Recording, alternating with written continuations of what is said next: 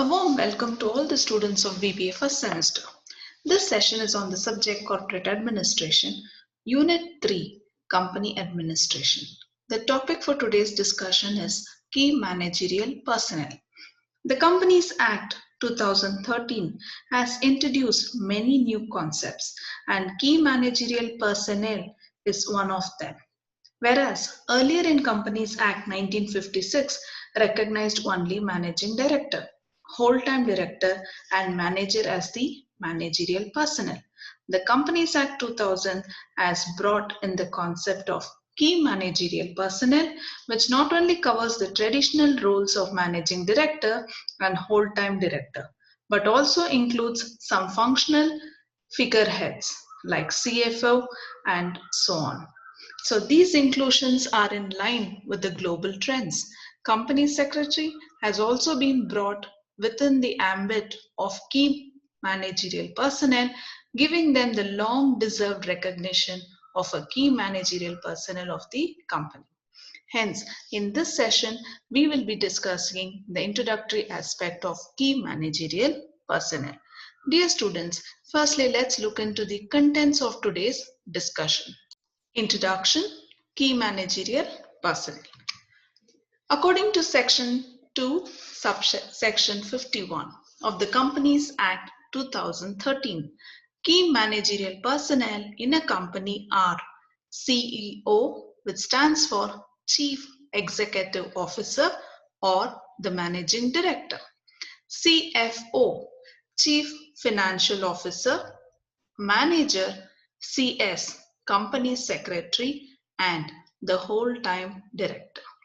These are a group of people who are in charge of managing the operations of a company. They are responsible for the planning, directing, and controlling the functioning of a company.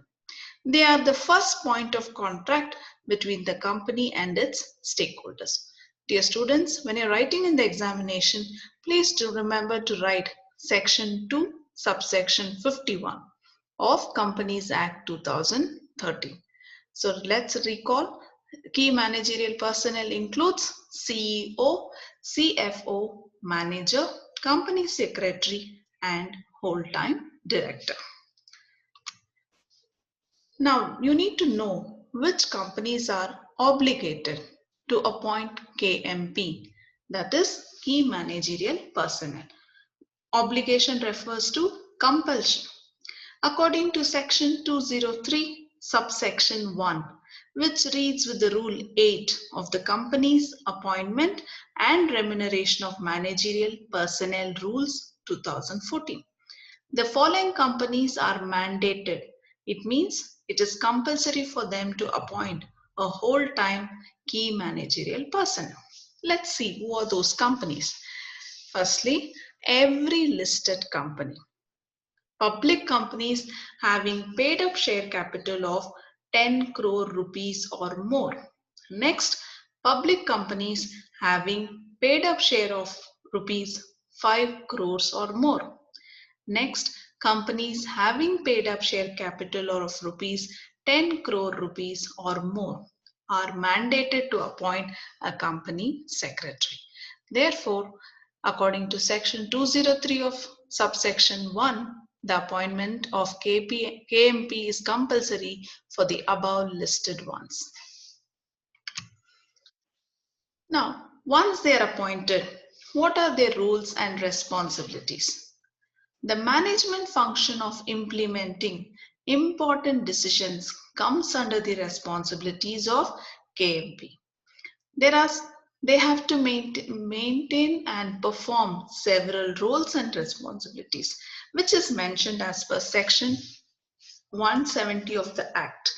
The details of securities held by the key personnel in the company or its holding subsidiary, a subsidiary of the company or associated company should be disclosed and recorded in the registrar of the books. A key managerial personnel has a right to be heard in the meetings of the audit committee. While considering the auditor's report, however, they do not have the right to vote. According to Section 189, subsection 2, Key managerial personnel should disclose to the company within 30 days of the appointment relating to their concern or interest in other associations which are required to be included in the register.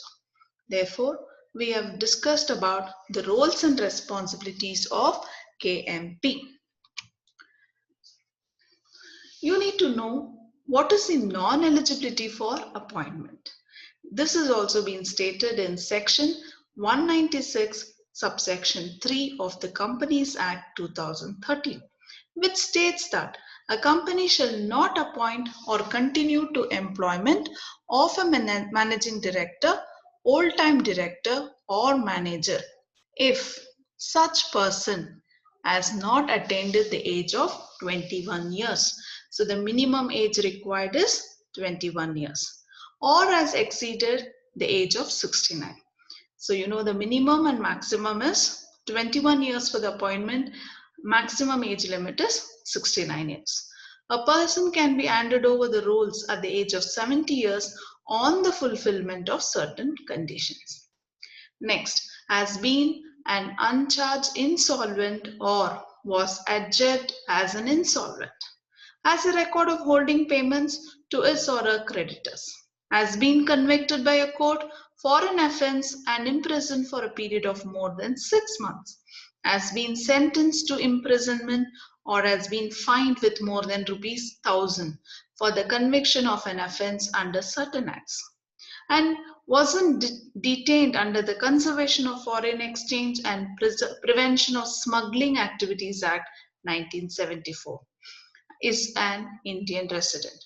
So these are the conditions which makes him non-eligible for appointment. The age factor minimum is 21 and maximum is 69, and in case of 70 there are certain conditions to be fulfilled, and they should not be filed any case or imprisonment under any of these acts which we just discussed. So hope this session has given you insight about introduction to key managerial personnel and the concepts relating to appointing and who's not eligible to. Thank you. Learning will definitely help you to become more powerful. Thank you, dear students.